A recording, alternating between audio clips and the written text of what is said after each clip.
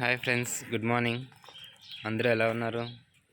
I hope you are all doing well and doing great task in your life according to your goals. And ఈరోజు ఒక important content మీ అందరి కోసం share చేయాలని అనుకుంటున్నాను. చూసారు కదా, యాక్చువల్గా నేను డైలీ నా హ్యాబిట్ ఏంటంటే మార్నింగ్ వాకింగ్, జాగింగ్ చేస్తూ అలాగా ఒక మంచి గ్రీనరీలో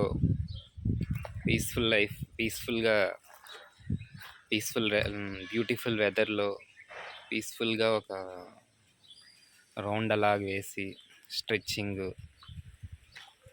కడుపు ఖాళీ చేసుకున్న తర్వాత స్ట్రెచ్చింగ్, ఇంకా ఎక్సర్సైజెస్ అన్నీ చేసుకోవడం చాలా బాగా అలవాటైందన్నమాట. చాలా దానివల్ల బెనిఫిట్స్ ఇంత అంతా కాదు. ఈరోజు కొంచెం లేట్ అయింది నైట్ డ్యూటీ వల్ల. సో ఇప్పుడే అందుకే ఈ ఇంత హాట్గా ఉన్న ఒక ముఖ్యమైన కంటెంట్ మీకు ప్రజెంట్ చేయాలని నేను అనుకుంటున్నాను. సో నేనేంటంటే మా పిఎం పాలెం ఏరియాలో మా అపార్ట్మెంట్, దానికి మెయింటెనెన్స్ చూసుకుంటున్నాను అనమాట. Maintenance as part of maintenance మన లిఫ్ట్ ఏదైతే ఉందో, ఎలివేటర్ ఏదైతే ఉందో అది కొంచెం ఫ్రీక్వెంట్గా ఫెయిల్ అవ్వడం వల్ల దాన్ని కొంచెం మోడిఫికేషన్ చేద్దాము అని ప్లాన్ చేసాము. మా కమిటీ అందరం కలిసి డిస్కస్ చేసుకొని ఇంపార్టెంట్ కాంపోనెంట్స్ ఏవైతే ఉన్నాయో అవి రీప్లేస్ చేసేద్దాము, అంటే కంప్లీట్ లిఫ్ట్ అవసరం లేదు అని బడ్జెట్ ఫ్రెండ్లీగా ఒక ప్లాన్ చేసుకొని, చాలా ఇబ్బంది పడుతున్నాం కాబట్టి అలాగా ప్లాన్ వేసామన్నమాట. సో అరౌండ్ 1.3 lakh అయింది. దానికి ఏంటంటే కంట్రోల్ బోర్డు, లిఫ్ట్ యొక్క గేట్స్, అంటే డోర్స్, ముందు వుడ్ డోర్స్ ఉండేవి, ఆ వుడ్ డోర్స్ ఫ్రేమ్స్ లూజ్ అవ్వడం వల్ల దాన్ని ఇంకా అలా కాదు అని మొత్తం ఫ్రేమ్స్ అన్నీ రిమూవ్ చేసి కొలాప్సిబుల్ గేట్స్తో రీప్లేస్ చేయడం జరిగింది. ఇంకా నెక్స్ట్ కాంపోనెంట్ అంటే వైరు ఒకటి, కొంచెం స్టీల్ వైర్ రోప్ ఏదైతే ఉందో అది దాని లైఫ్ అయిపోయింది, అరిగిపోయింది, అదొకటి replacing. Next last thing rope యొక్క వీల్ ఏదైతే ఉంటుందో ఆ వీల్ ఒకటి. సో ఈ మేజర్గా ఈ 4 కాంపోనెంట్స్, ఇంకా మైనర్గా సెన్సర్స్ ఇలాంటివన్నీ చేంజ్ చేసామన్నమాట. సో కొటేషన్స్ 4 మెంబర్స్ దగ్గర తీసుకొని ఫైనల్గా క్యూబ్ ఎలివేటర్స్ అని, అంటే యాక్చువల్గా M² ఎలివేటర్స్ అని ఒక అతనికి ఈ డీల్ అప్పగించామన్నమాట, కాంట్రాక్ట్. సో అతను యాక్చువల్గా 1 వీక్లో కంప్లీట్ చేస్తానన్నారు. ఆ 1 వీక్ కాస్త 1 మంత్ అయింది. సో ఇలాంటి వాళ్ళ నుంచి కొంచెం అలర్ట్గా ఉంటారని, మేము ఏదైతే ఇబ్బంది పడ్డామో, మాకెంత ట్రబుల్ ఇచ్చారో అలా మన ఫ్రెండ్స్ అందరికి ట్రబుల్ రాకుండా ముందుగా కొంచెం ఒక్కసారి ఆలోచించాలని నేను ఈ కంటెంట్ మెయిన్ ఉద్దేశం అన్నమాట. సో చూడండి, ఒకసారి రివ్యూస్ చూడండి, రేటింగ్స్ చూడండి. నెక్స్ట్ ఎవరైతే వాళ్ళ కాంట్రాక్ట్ పర్సన్ ఎవరైతే ఉన్నారో ఆల్రెడీ చేసిన లిఫ్ట్స్ ఉంటాయి కదా, ఎలివేటర్స్ ఉంటాయి కదా, వాళ్ళ దగ్గరికి వెళ్ళి ఇతను ఎలాంటి వారు అని తెలుసుకొని కంపల్సరీగా మీరు ప్రొసీడ్ అవ్వండి ముందుకు. సో ఈ పర్టికులర్ మనీ గారు ఎవరైతే ఉన్నారో, ఈ M² ఎలివేటర్స్, ఇతను 2-3 యాక్చువల్గా క్యూబ్ ఎలివేటర్స్ దగ్గర వర్క్ చేసేవారంట. ముందు వర్క్ చేస్తూ ఇతనికి కొంచెం అవేర్నెస్, నాలెడ్జ్, స్కిల్స్ రావడం వల్ల ఓన్గా సొంతంగా పెట్టుకున్నారు. సరే, బాగానే ఉంది. సో కస్టమర్స్ ఇంత అమౌంట్ పెట్టి పే చేస్తున్నారు కాబట్టి కస్టమర్ సర్వీస్ ఎంత ఇంపార్టెంటో ఇతనికి అర్థం కాలేదన్నమాట. అంటే ఒక్కసారి కాల్ చేస్తే, ఒక 10 సార్లు కాల్ చేస్తే కూడా రెస్పాండ్ అవ్వలేదు. ఇంచుమించు ఒక 10-20 సార్లు చేస్తే మేబీ ఒకసారి రిటర్న్ కాల్ చేయొచ్చు, లేకపోతే లిఫ్ట్ చేయొచ్చు అనమాట.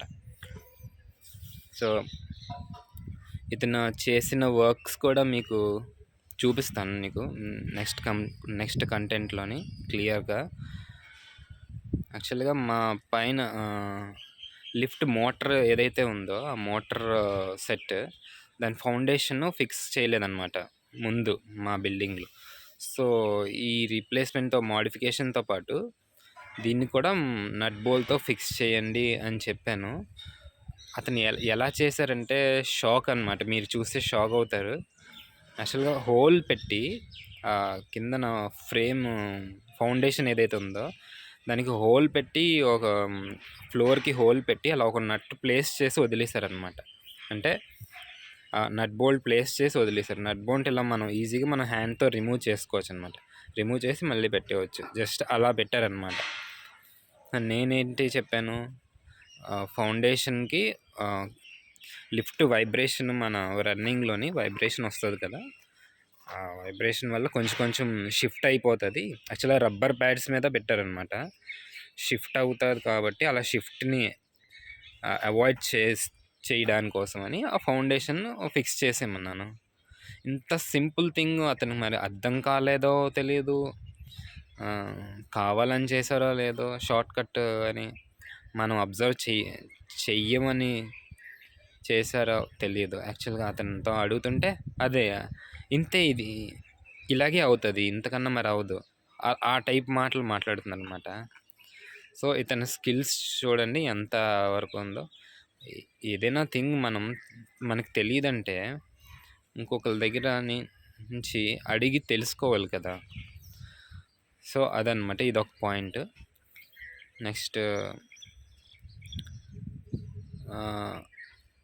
ఇప్పుడు ప్రజెంట్ ఏంటంటే మన లిఫ్ట్ పవర్ ఆన్ చేసిన తర్వాత క్యాబిన్ ఏదైతే ఉందో క్యాబిన్ గ్రౌండ్ ఫ్లోర్కి వెళ్ళి ఆగుతుంది అనమాట. యాక్చువల్గా ఇప్పుడు ఎలా అవుతుందంటే గ్రౌండ్ ఫ్లోర్ కన్నా ఒక 1.5 feet కిందకి వెళ్ళిపోయి ఆగుతుంది అనమాట. సో అంటే ఫైన్ ట్యూనింగ్ లాస్ట్లోని చేసిన తర్వాత, మొత్తం వర్క్స్ అన్నీ కంప్లీట్ చేసిన తర్వాత చెక్స్, ఫినిషింగ్ వర్క్, ట్యూనింగ్ ఎలా చేశారా అనేది నేను పాయింట్అవుట్ చేస్తున్నాను. సో నెక్స్ట్ ఇంకేంటంటే క్యాబిన్ మూవ్ అయ్యే ఏరియా ఎక్కడ ఏదైతే ఉందో లైట్స్ ఉంటాయి కదా, ఆ లైట్స్ యాక్చువల్గా మ్యాషన్ వర్క్ చేసినప్పుడు గేట్ డోర్ తాలూకా ఫ్రేమ్స్ రిమూవ్ చేసినప్పుడు వాల్స్ చిప్పింగ్ చేయాల్సి వచ్చింది అన్నమాట. ఆ చిప్పింగ్ చేయడం వల్ల ఆ వేస్ట్ మెటీరియల్ కిందకి పడి పై ఫ్లోర్స్ నుంచి కిందకి పడడం వల్ల ఆ లైట్స్ బ్రేక్ అయిపోయాయి. ఆ లైట్స్ అలాగే వదిలేశారు. సో ఇంకా ఇలా చూసుకుంటే పోతే ఇంకా చాలా ఉంది. కొలాప్సిబుల్ గేట్ మూవ్ అయ్యే కిందన ఒక ఛానల్ ఉంటుంది, అల్యూమినియం ఛానల్ పెడతారు. ఆ ఛానల్ అలా పెట్టారనమాట, అంతే. అది ఫిక్సింగ్ కూడా చేయలేదు. అంటే గేట్ ఇలా ఓపెన్ క్లోజ్ చేసినప్పుడు ఆ కింద ఛానల్ కూడా మూవ్ అవుతుంది అనమాట. చూసారా? నెక్స్ట్ యాక్చువల్గా మా బిల్డింగ్లో ఫస్ట్ ఫ్లోర్ది ఒక జిమ్ ఉంటుంది అనమాట. జిమ్నాషియం వాళ్ళకి లిఫ్ట్ అవసరం లేదని దాన్ని బైపాస్ చేసామన్నమాట. బైపాస్ చేయడం వల్ల అక్కడ పర్మనెంట్ డోర్ వేసేసాము. వాళ్ళు కంట్రిబ్యూట్ కూడా చేయలేదు ఫస్ట్ ఫ్లోర్ వాళ్ళు. నెక్స్ట్ అక్కడ గేట్ కూడా రీప్లేస్ చేయలేదన్నమాట. సో రీప్లేస్ చేయకపోతే మనం బ్యాకప్ యూనిట్ పెట్టినప్పుడు అక్కడ స్టాప్ అవ్వకుండా చేయాలి కదా. అక్కడ స్టాప్ అవుతుంది అని మేము 4 బ్యాటరీస్, బ్యాకప్ యూనిట్లో 4 బ్యాటరీస్ ఉంటాయి కాబట్టి ఎక్స్ట్రా 4 బ్యాటరీస్ ప్లేస్ చేస్తే లిఫ్ట్ ఫస్ట్ ఫ్లోర్లో ఆగకుండా గ్రౌండ్ కానీ ఇంకేదైనా ఫ్లోర్ దగ్గర ఆగడం, ఎమర్జెన్సీ సిచ్యువేషన్ టైంలో పవర్ ఆఫ్ అయినప్పుడు లిఫ్ట్ గ్రౌండ్లో కానీ ఇంకేదైనా ఫ్లోర్లో ఆగేటట్టు చేయాలి కదా. వీళ్ళు అది కూడా చేయలేదు.